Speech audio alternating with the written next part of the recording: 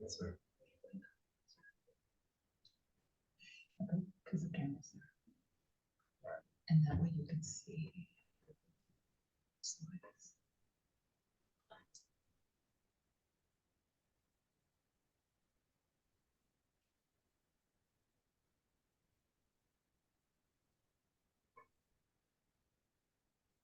Good morning, everyone. As people trickle in, we're excited to welcome everybody to part one of our Recruiting Employees webinar for Working Together series from the Louisiana Developmental Disabilities Council. We will get started momentarily as people trickle in.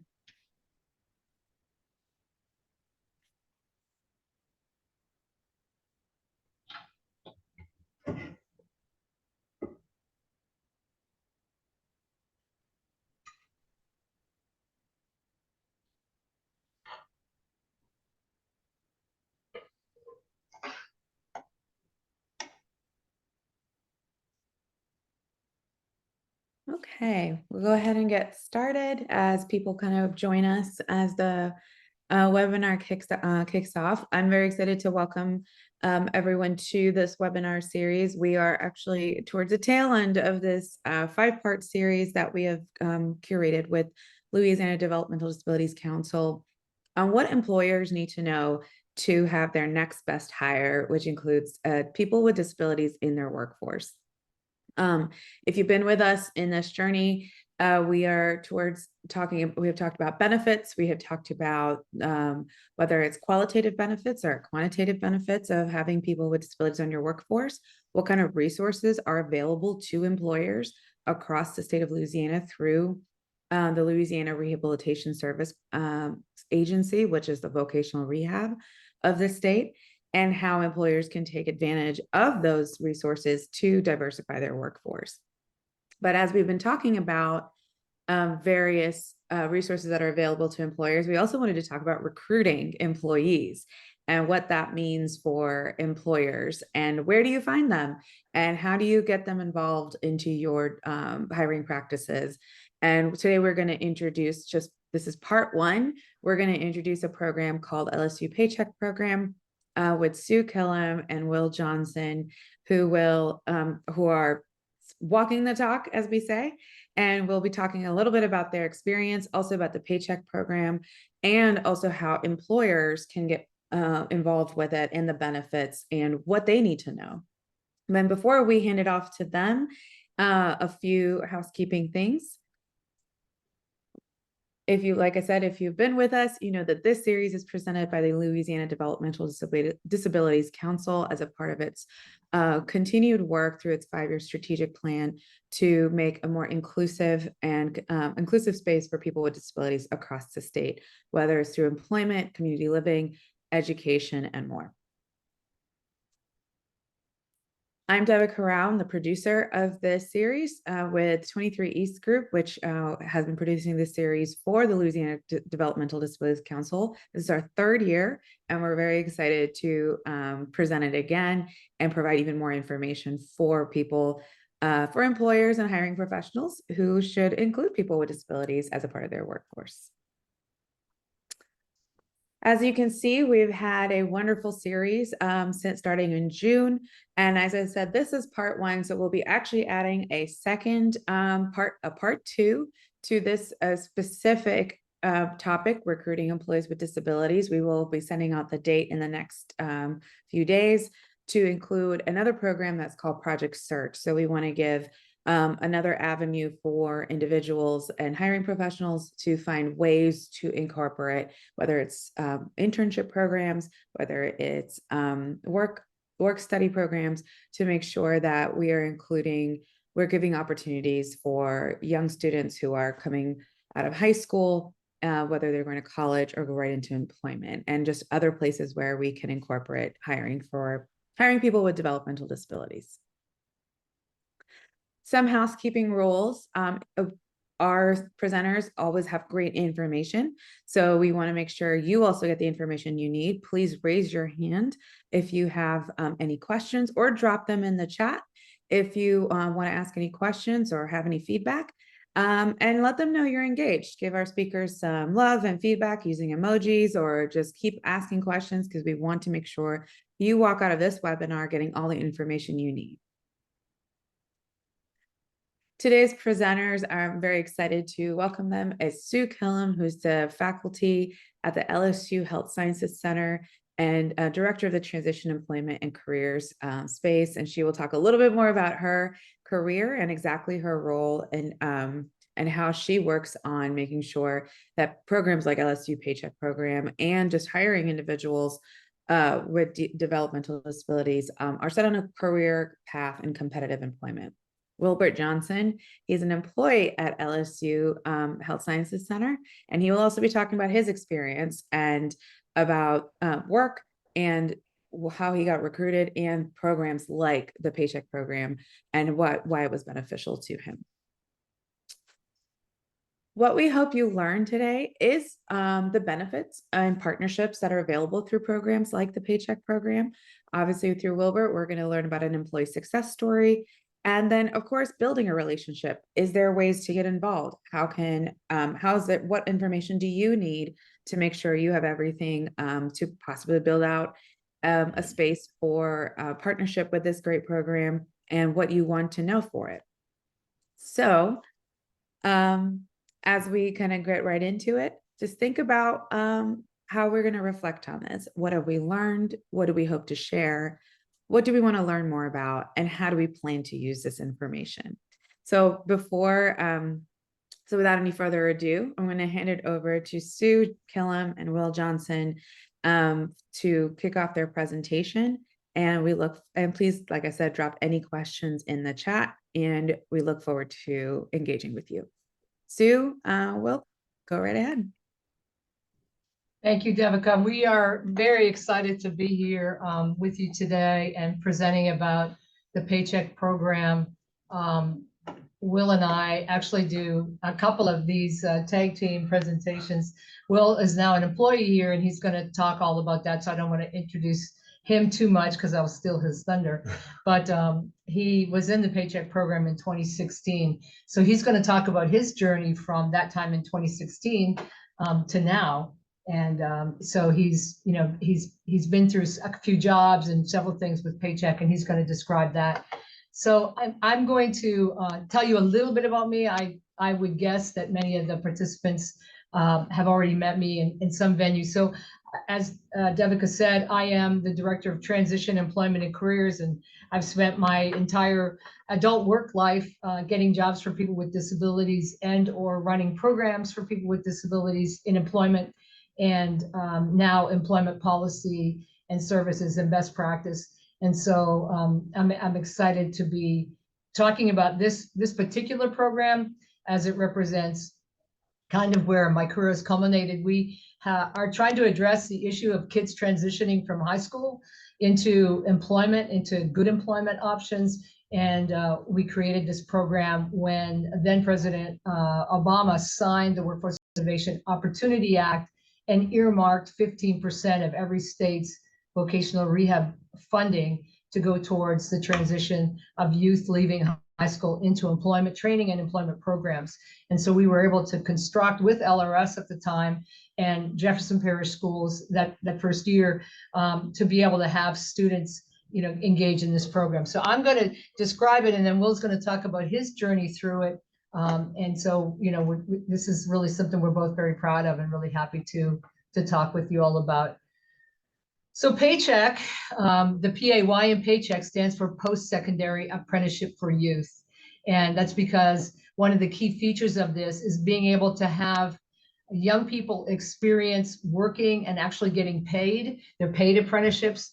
And that's the big change agent. When people get money, it's more motivating and that sort of thing. So we have a huge need for employers, and we have a lot of marketing tools and social media tools that we use, and we do a lot of direct outreach to employers.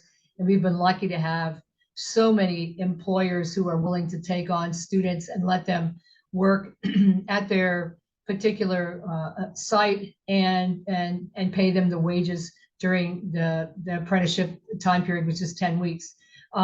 So this collaboration we have, which it's growing all the time. It seems there's more and more and more people interested. So the program was started here in the Metro New Orleans area, but we are now looking at programs across the state and within several school systems. And I can talk more about that. So if you're listening and you think, oh, this is only happening in Greater New Orleans, we have kind of figured out a way that we can work together with our folks that run Lassard and do services with Department of Ed, Louisiana Department of Ed. And we've got several school districts now that we're working with them to build the program in their area, and we'll provide, the oversight and technical assistance. But right now, it's a collaboration between the Human Development Center, which is here at LSU Health in New Orleans, Louisiana Rehab Services, and somewhat of the state office, especially initially, but more often we're working with our regional director, Charlene Bonk, who and her staff, who are great, who help us get all of the plans for the whole career pathway. We have Jefferson Parish School Systems and St. Tammany Public School Systems and a whole bunch of employers. And recently we've been working with the LGEs, the local governing entities, those human service districts that represent, they have represent the intellectual and developmental disabilities individuals within their region. And so we've been working with Jefferson Parish Human Service Authority, Metropolitan Human Services Authority, and Florida Parishes Human Service Authority. And they are actually, promoting the program and trying to lead people to it, but they also are providing some limited funding, or, they funded basically kind of what we asked them to fund. And that's been to try to connect people to this program, primarily, and that's been working out well. So I need definitely add them to the criteria. The participation criteria to be in Paycheck and to this program is that the person is between 18 and 22. They have an individual education plan and are enrolled in the high school. So that's kind of the interesting thing about this. We like to have kids between 18 and 22 who are still in high school or still on an IEP. That's why there has to be a great connection between the public school or a charter school. We have a couple of charter schools this year. They have to be eligible for LRS, and if they have an IEP, they're going to be eligible for LRS. It still takes LRS some time. It doesn't happen with a click of the fingers or snap of the fingers, but we know they're going to be presumed eligible, especially for the pre-ETS services that LRS provides, but they might also get some general rehab services as well. They need to have an interest in attending a community college and taking a course or two. It's part of what we believe is one of the big social indicators in this model. They all get to be able to be shoulder to shoulder with other people their same age, and they're not in a high school. They don't go to their high school any longer, but they might be they are on an IEP, and we work with the school to make sure that we're feeding them the information like attendance and progress and grades as they go through our 12-month program.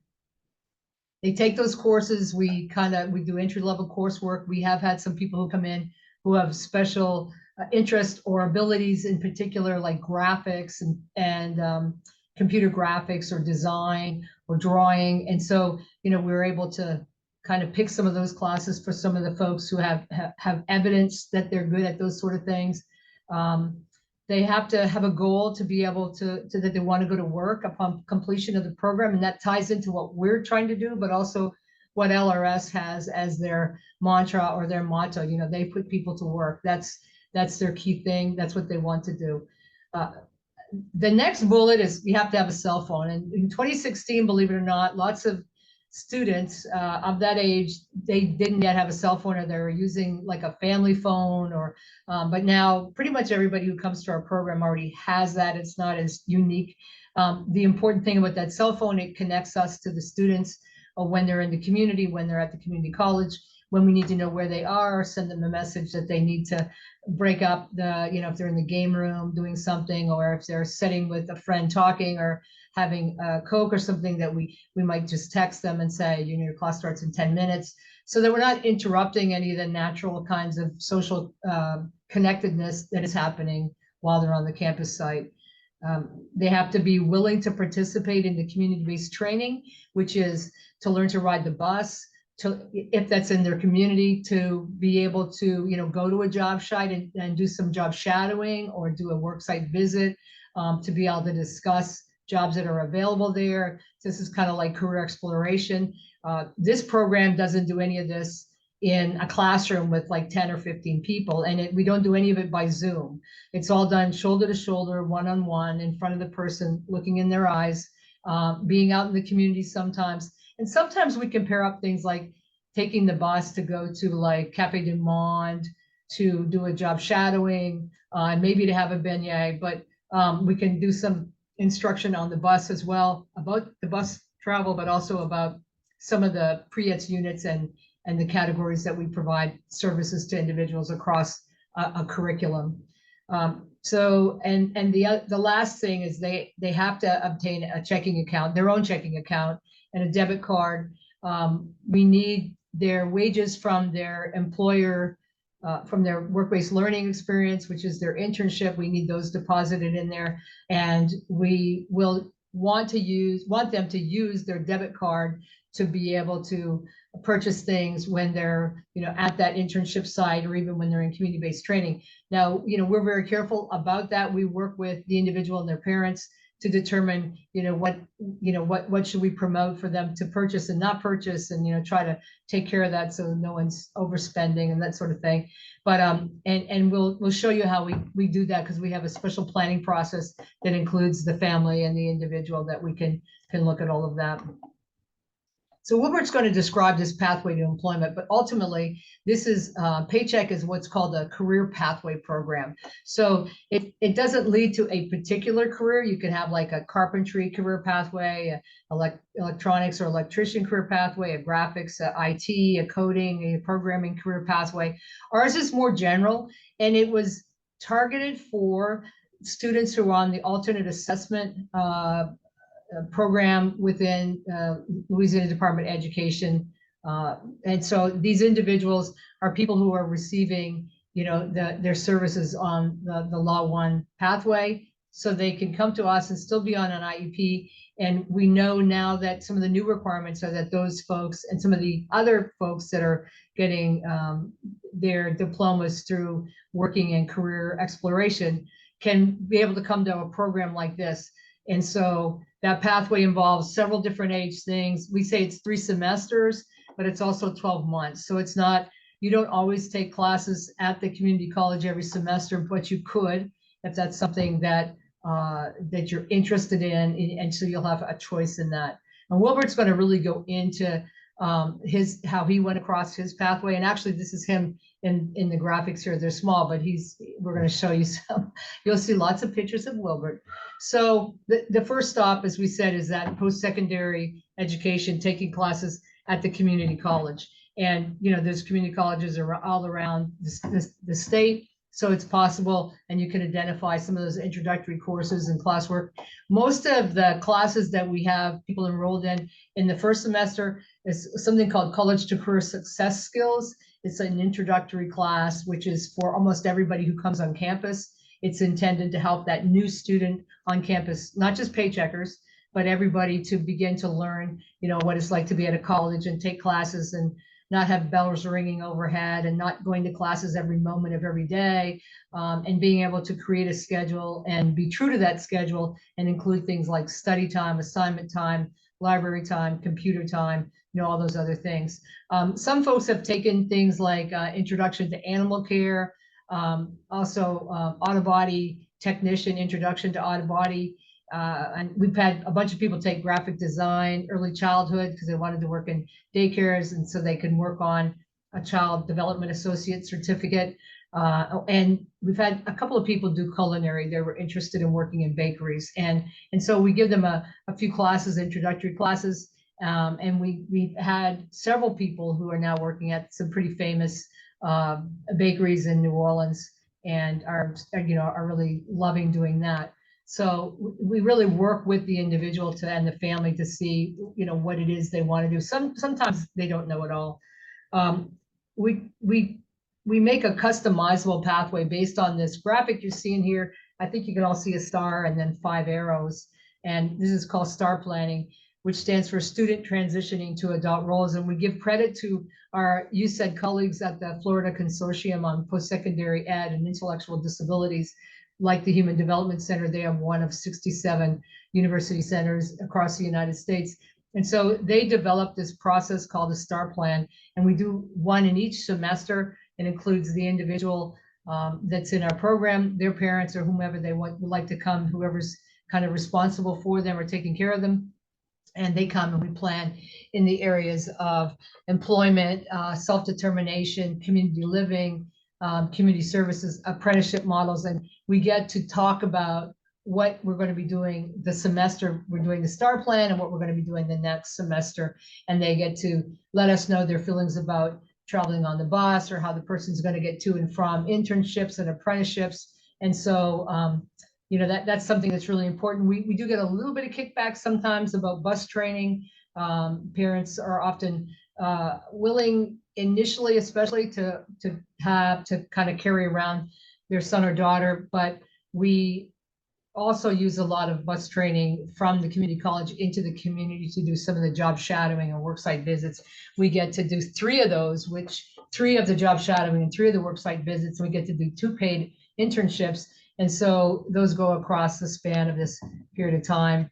And so this is a key element for us. And yes, it is another plan, but we really try to make it be between 30 minutes and an hour so that we plan it at the time that parents are going to be able to come and recognize that that might mean in the early evening or possibly on the weekend. So stop 2 is the work and life skills training, which I kind of gave you a little bit of idea about: bus training, self-advocacy training, resume writing, purchasing, debit cards. And remember, this first semester, they're taking 2 classes. And so they're really on site at the community college most of the week. We at least between 9 and 3, they're going to be there, and we schedule them out for their classes, their coursework, their involvement with the transition specialist who provide those one-on-one pre-employment transition skills counseling and training. And then we also, later in November and December, we begin the job shadowing and the worksite visits and start planning for their 10-week first paid internship. So there's a lot of work that's done, and the intensity keeps building. I mean, we have a lot of intensity. We had 20 kids that started on August the 15th. They're now starting to find their places at the community college, but pretty soon we'll be starting to do the job shadowing and the worksite visits and planning for their internships that will start in 2024, the beginning of 2024. So it's, you know, it's a lot of work. The whole idea is career exploration. We're trying to help these individuals figure out what kinds of jobs they would want to do now or in the future and try to build toward those. This is a young man you're going to meet later, but his name is Cam, and he's at a place called Peace, Love, and Little Donuts. It's on the North Shore in our area here. And this is one of his job shadowing experience. He just went there to try to see. He thought he might like to work at one of these types of businesses. And so we were able to create that. His transition specialist was able to create that. Stop 4 is paid internships. They last for 10 weeks. The employer gets reimbursed for any wages they pay to the individual. And the job coaching is all provided by the transition specialist. And so, you know, they might not be there every minute of every day in that 10 weeks, but they gradually fade out. So the person can then be trained a little more by their coworker and colleagues as well. And we have to be sure that they're able to do it on their own. And so, you know, we keep contact with them over the 10-week, pretty much every day in the beginning, and then just gradually fade out and be checking in at least every day and making sure things are going okay. So there's 2 of those that happen. And then the final stop is employment, you know, getting somebody a job. And whether that's part-time or full-time, of course, we like the idea of full-time, you get more money. The interesting thing about getting wages, and for the folks that get an SSI check, we know, or SSDI check from Social Security, and you guys talked a little bit about benefits planning. We created the program exactly so that the individuals who are receiving Social Security benefits, because they're full-time students on an IEP, they are still students, and therefore they're eligible for the student earned income exclusion, which allows them to earn close to $10,000 a year before they even touch their check. So in this program, they're not going to, while they're in paycheck, they're not going to earn more than $10,000. And so they will get their full SSI check, and they will get their full wages from their internship. So it's really a chance to really explore some things. And that's why we're, usually able through the STAR plan to talk with the parents about, what we can do in purchases and when we do go into the community to do job shadowing and those things, is it okay to stop at, like a cafe or a restaurant, or, can they buy their lunch if we're doing them on Fridays and those sort of things. And so, we work to do more training in those areas as well. So now Will's going to talk about his particular journey in Paycheck. And I think it's going to be more interesting than most things I told you, but he's going to tell you about how he walked this pathway. So Will, you can take it over and let them know who you are. You can use the mouse and click that button when you're ready, okay? Hi, thank you for having me. My name is Wilbert, but I also go by Will Johnson. I am talking about my career journey. So about me, my name is, as I said, my name is Wilbert Johnson. I'm 26 years old. I have an intellectual disability, and I'm a self-advocate.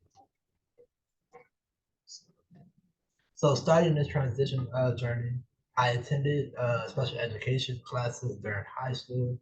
I was in a self-contained classroom. I only had one regular classes, physical education classes, and social studies. So in the special education class, it was a lot different. Like I had a teacher, and I also had an aide in the classroom. As I transitioned from my two regular classes, it was a whole lot of people. So I just was like, oh wait, what's going on? Like, how is this all gonna work? So, but by me doing that, I wish I'd have known this if I could do all of these things, like taking the other classes. I also had like difficult with math and a lot of other stuff, reading and different other stuff, counting money.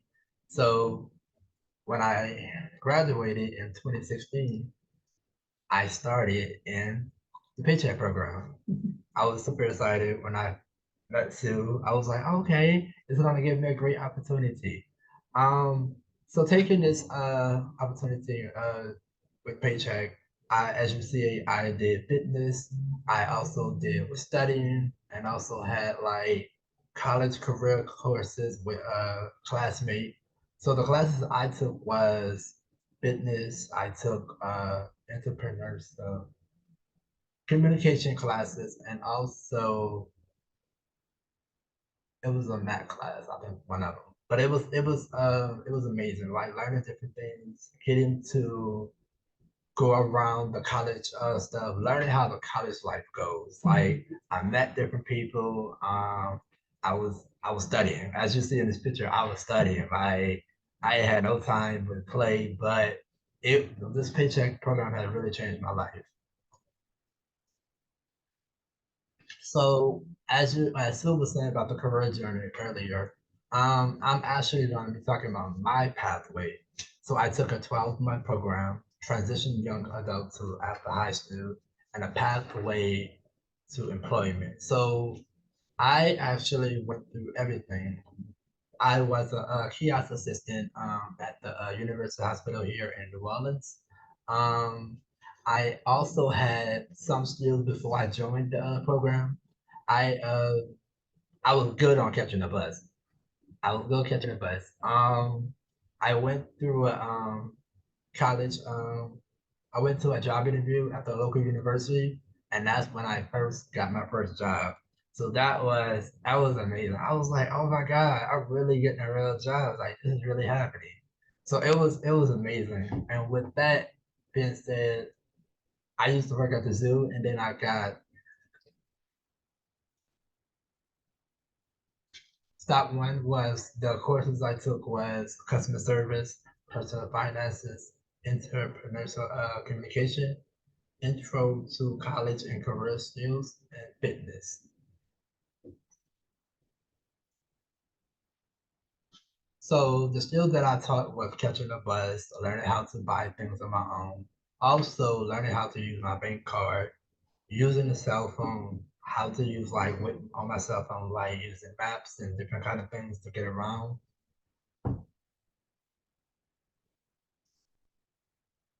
So several workspace community visited like public library, Delgado, attended a job fair. Also learning how to talk about the job that I wanted.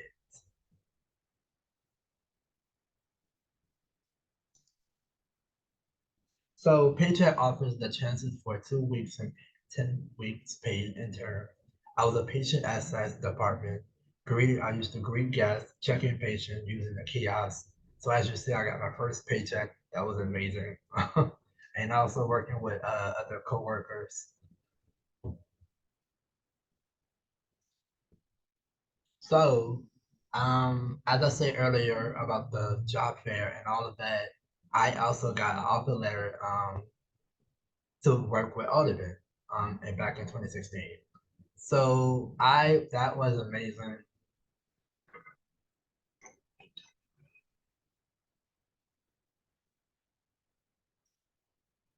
Are you gonna show the video? It, we I don't know if we can try, but I don't know if we can turn the sound on, so let me see.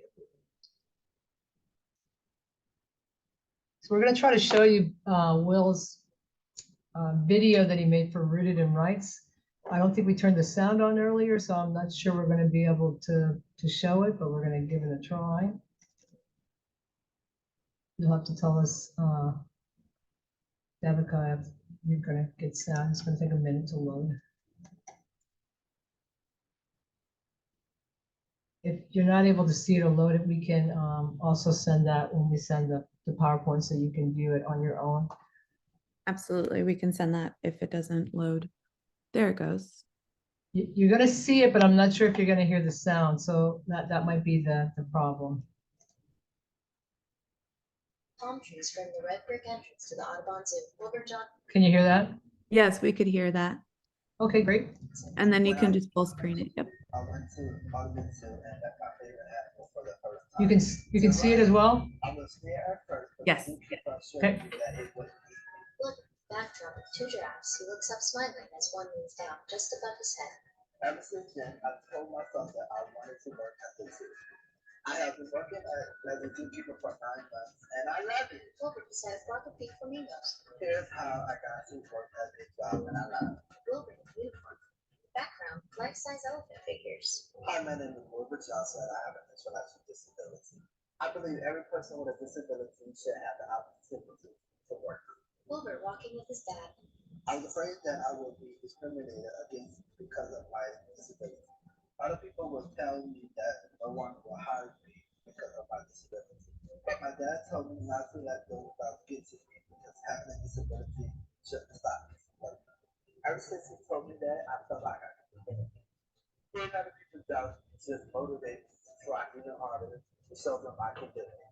Photo of Wilbur, cap and gown diploma. The foundation for my journey towards closing was a transition program I took in college. This program helps people with a disability get a job on their own. I already had some skills, but I gained even more tools to become independent. During the transition program, I went to a job fair at a local university to see what companies were hiring. I was surprised to see the audience was there. The guest service manager said he saw something in me. A couple of days later, I was interviewed for the position. The transition program taught me to brush business casually, to burn my resume, and to comfort a smile. Wilbur flashes a smile. I was nervous, but I got prepared for the interview ahead of time, and I got hired right on the spot. Photo of Wilbur smiling, paycheck in hand. You deserve to get a job that you enjoy and get paid for. Here are 3 tips if you are unsure about where to start. Wilbur with backdrop of elephants spraying water from curled trunks. Tip number 1, have faith in yourself.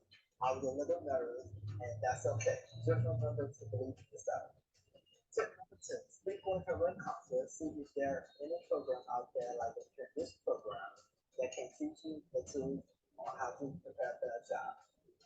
Tip number 3, search for jobs. Look out for any job fair that's going on in your area. You don't have to know what you want to do yet, but it's great to look around to see what you might be interested in. I took a leap of faith by participating in the transition program and attending that job fair. Those risks paid off because I was recently promoted to be a carousel operator, which I learned so much. Wilbur with a coworker at the controls of a carousel featuring dozens of brightly colored zoo animals. I get to train other coworkers on how to work the carousel, Later on in the future, I see myself being a supervisor at this year. Wilmer poses proudly, gesturing to his name badge. Be excited and don't get discouraged if things don't work out. You never know what kind of opportunities are out there until you try. For more tips on how to prepare for a job, check out my list at williamrice.org/willing to work. Written and directed by Wilbur Johnson. Special thanks to Lauren Griffiths, Wilbur Johnson Sr., and the Artists. For more videos from storytelling like me, visit williamrice.org/storytellers.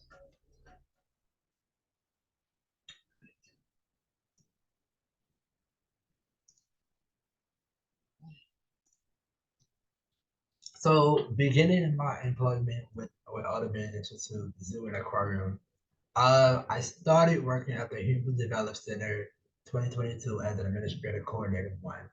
So with this is it's amazing. Like I working for LSU has been a life changing. Some of the things I have learned, I never thought I have gotten better at it. Some things I'm still learning, but that's okay. I always tell myself I'm more than my disability. Waking up every day, having a real job, to knowing that you have a job that supports you. So I'm super excited about that. So I always say this to myself: the meaning of life is to find your gift. The purpose of life is to give it away. So I am called to self advocacy. I completed Partners in Policy Making in 2019. I attended the RAVE conference in Charlotte, North Carolina. Part two is in Pittsburgh. I'm coming up. I am more. I want to be a better advocate, not just for myself, but for other people with disability. There's a place for us. Speak up. Let your voice be heard. It matters. If I don't speak up, who will? Thank you. So Will's going to stay here with us while I go through the last few slides, and certainly we'll be able to talk and answer questions and things like that. Or if you have any real critical questions right now, we can take them. I'll let Devika kind of decide that as we go. But it's always great to hear of someone's experience in the program. I have some success stories or some individuals that are also in the program, and you get to see some of our transition specialists. So this is Michael Curry with Cameron, one of the participants on the North Shore. Cameron took classes in CPR certification. He learned to use Uber. There's no bus system that available for him where he lives and where the program is operating on the North Shore. He took self-advocacy, self-determination, and resume writing. He went to, you saw him at Peace Love and Little Donuts.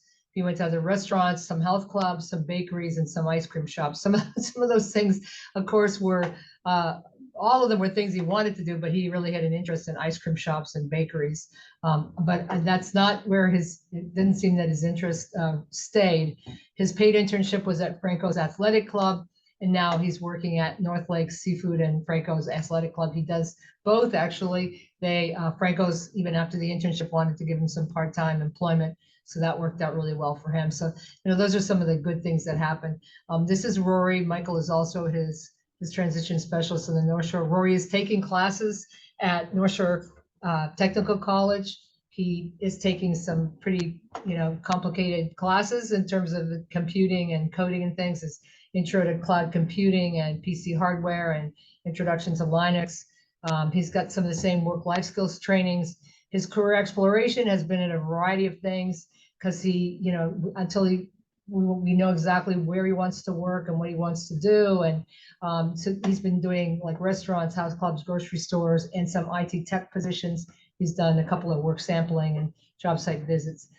His first paid internship was at Crossgates Family Fitness in May. And so he's still, doing another internship.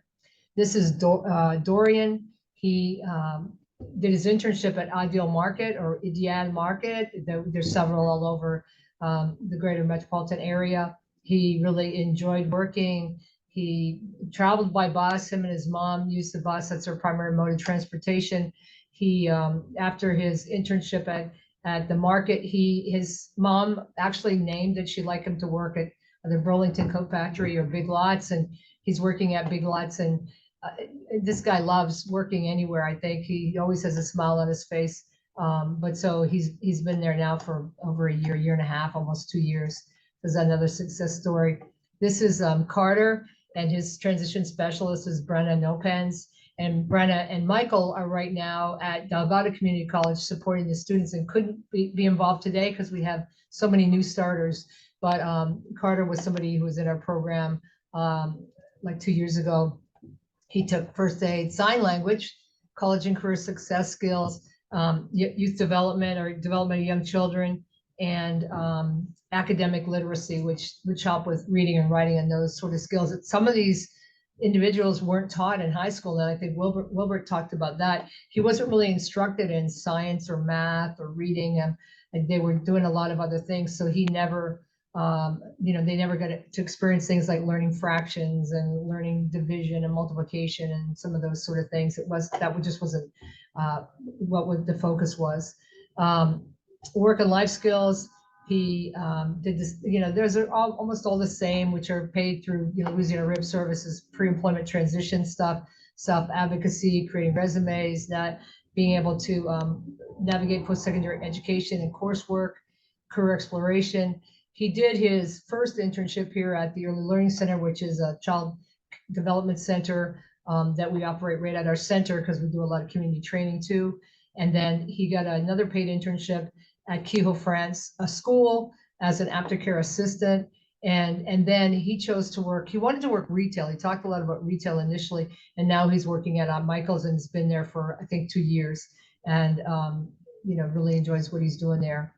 So, we look at being able to fund the individual's pathway through several avenues here. The schools usually pay a per student or per person fee.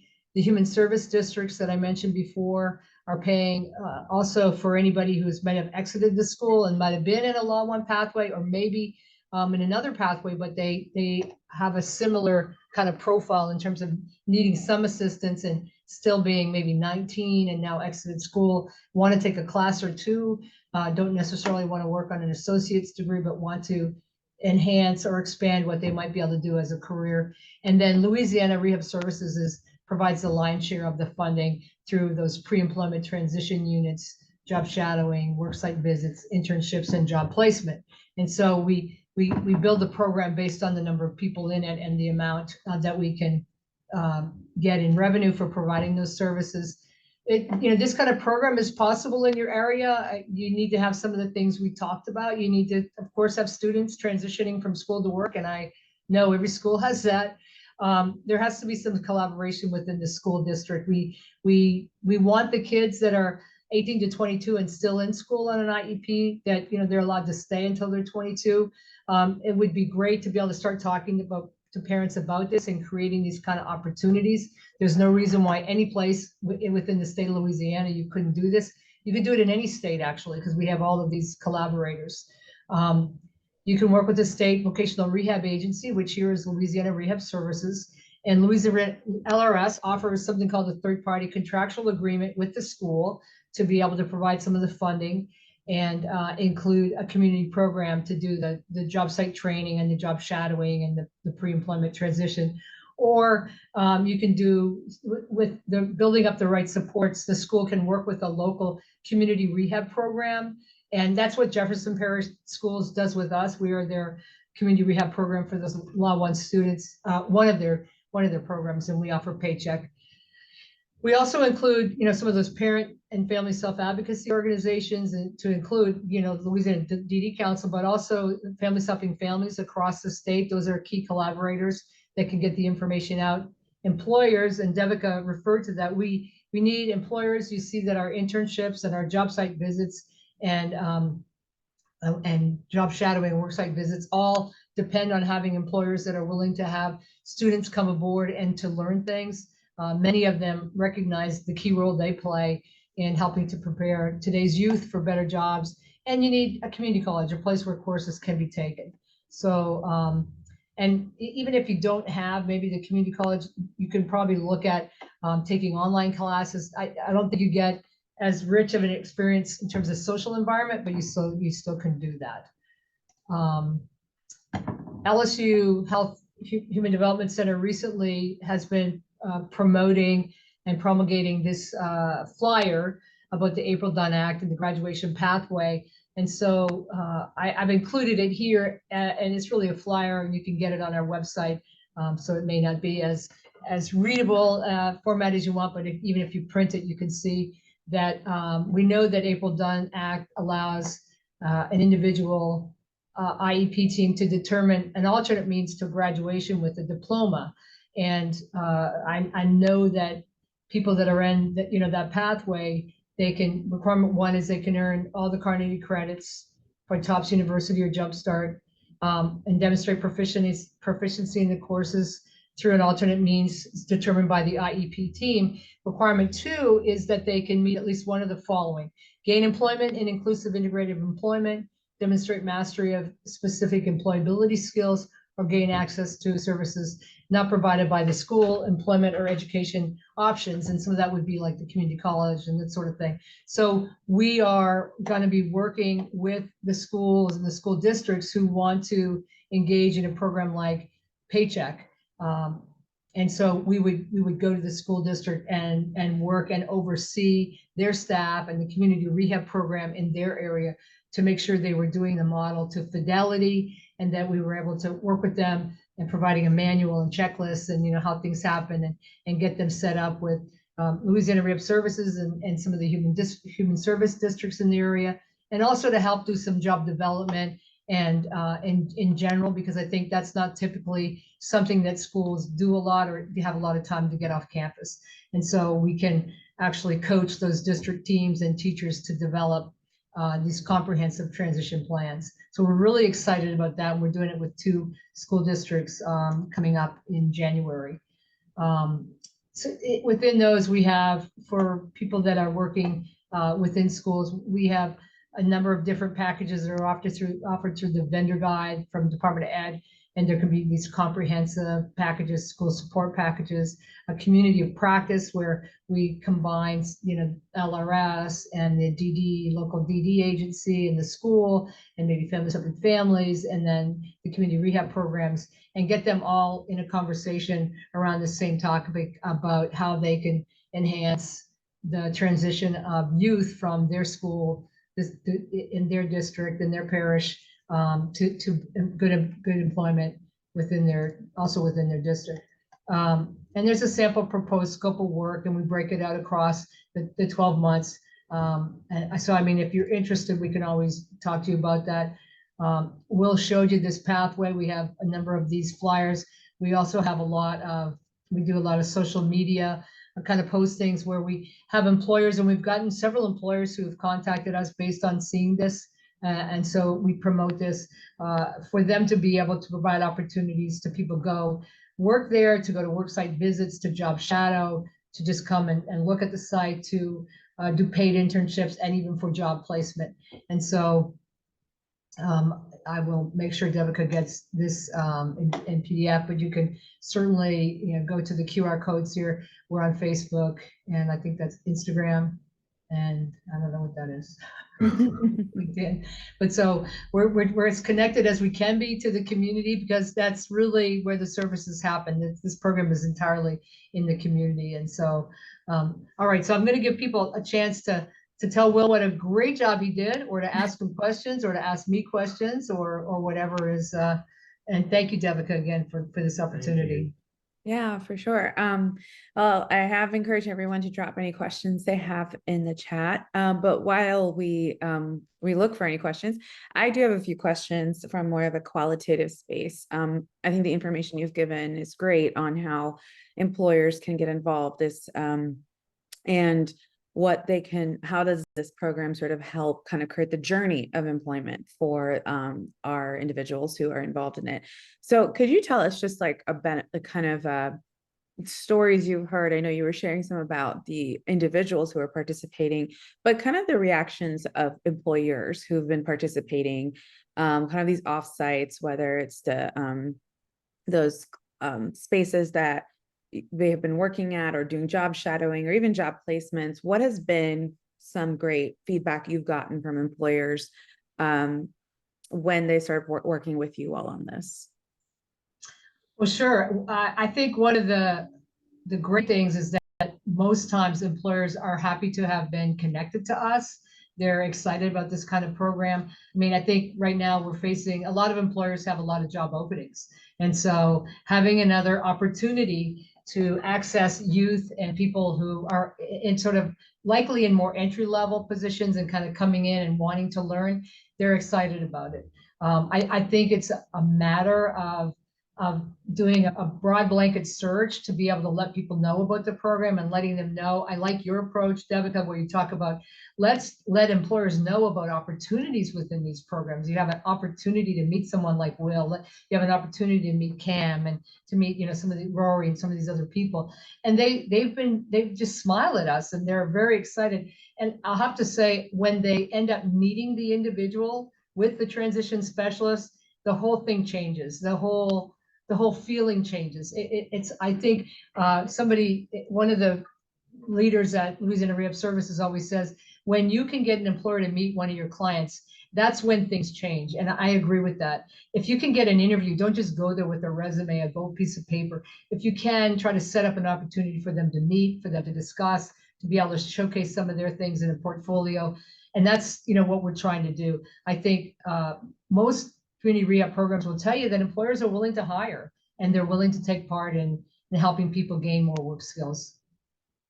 I love that. And I love that you tapped into a very interesting job market we're also facing, where employers are searching and looking for viable employees. And here's a great program that they can sort of start their search with. So just from a question, what are some of the top questions you get from employers when you first meet them, before they even meet the candidate or a client of yours? What are some kind of, I guess we could call it myth busting, that you kind of have to do, or just common questions that would be on any employer's mind when it comes to kicking off a program like this? Well, and the questions change when you don't have the person with you. So when you don't have the person with you, they'll say things like, what's their disability? What kind of disability they have? And, you know, we can't really go into that kind of thing. So I never like to be in front of an employer without having, you know, somebody there. That changes the game again. The individual, they can kind of get a better understanding. I think that most often they want to know, like, what kinds of jobs are they looking for? So you have to be prepared when you go there. You have to have some examples of things you think, positions you think the individual can do. It's better to go to an employer and say, you know, I noticed on your job site that you have some jobs in the lab at the hospital and you need somebody to be able to wash the beakers and what, you know, kind of take care of things. I have somebody that can do that. And you know, to be able to go in, really knowing what you're offering or selling, even though you're not selling, but it is, you know, on a marketing approach. You have to sell them on the program and them being a host. And capitalizing on the idea again of providing them with the opportunity to train today's workforce, to be part of that.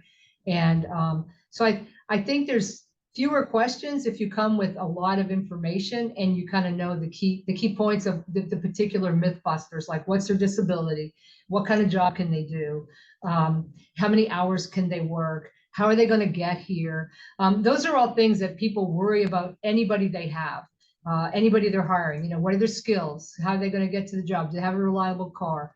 I don't think it changes that much for a person with a disability, unless we go in and seem like we're selling something that may need particular attention, or there may be some caution. So we have to be careful of that we've planned for those things. I love that. And that's a very open and communicative relationship. It sounds like it has to be a lot of transparency. It has to be a lot of like, leave everything on the table kind of space. So that way we're doing best for everyone involved. I do have a question in our chat or Q&A. And the question is, you're doing this for 18 to 22-year-olds, but what about individuals who are older or adults with disabilities, like 23, 24 to 25? And there's a two-parter question. And what about people who may quit school due to any kind of public school problems or issues? How can we help those people? Well, yeah, so the age demarcation is based on the funding that's available from Louisiana Rehab Services. So the services they fund us for in Paycheck are for 18 to 22-year-olds. Now, there are a lot of good community rehab programs that they don't do apprenticeships or paid apprenticeships for long-term, but Louisiana Rehab Services offers other things like on-the-job training, and where the person can go out and learn, can get some training and then go to a job site and be trained by the employer, and the employer is reimbursed. So they may not be able to come to Paycheck, but Paycheck is maybe not what they need. I also have kids that are in Paycheck that are not on an IEP that have been referred to me by LRS, and then we're assisting them with some of their coursework and scheduling and being responsive on campus and kind of picking career goals. I think our program couldn't expand because we don't have the funding for after 22. I ran an employment agency for 13 years and worked primarily with people that were older than 22. So I can tell you there's lots of good providers out there. Don't give up. One program, no program can be an island. It can be all things to all folks. But I certainly, if somebody is stuck and they want to contact me, I can help you get to some programs that offer some of this stuff, and maybe talk to you about some services that LRS offers that you might be interested in that you didn't know about. And LRS is certainly willing to talk about the programs that are available to people in certain age groups as well. They know their programs better than anybody, but we can provide all that information individually to folks if they need that. I love that, and thank you for that. Yes, LRS has been our wonderful resource for this webinar series, because it seems like no matter which way you go, all roads lead to LRS. So Yes. we do have encouraged anyone who's joined this webinar series is do start to build that relationship with LRS and your capacity, whether you're an employer, whether you're an individual with a disability, or so that way this can become a part of your trajectory, whether it's building a career plan or getting an employment, kind of a workforce inclusion space built out with agencies like Paycheck or LRS. So thank you so much for that great, thorough answer. Since we don't have any more questions in the chat, I want to thank, and we're right on time, which is awesome for webinars. I want to thank Will and Sue for their time today. Once I get your presentation, we will be sending out a post-event survey with the presentation. So if you have any questions or any thoughts, you can definitely put them in the survey. We'd love to know what you think, what kind of information you'd like more of. And we will also be releasing the second part of this series for learning about a program like Project Search. And we may bring back our friends from LRS as well, so that way we can make sure it all ties back together. But thank you so much, Sue and Will, for your time today. Definitely, this is something we want to keep increasing the word about, is how to create more and more opportunities for competitive integrated employment. And for employers, please keep great programs like this in your docket as you start recruiting for individuals to work in your companies. The jobs are out there, and the people are, this is an untapped pool of talent that definitely think we should include them in our hiring practices. Well, thank you, Devika. Thank you, everybody, for joining. Thank you, everyone. Have a great day. Thank you, y'all, as well.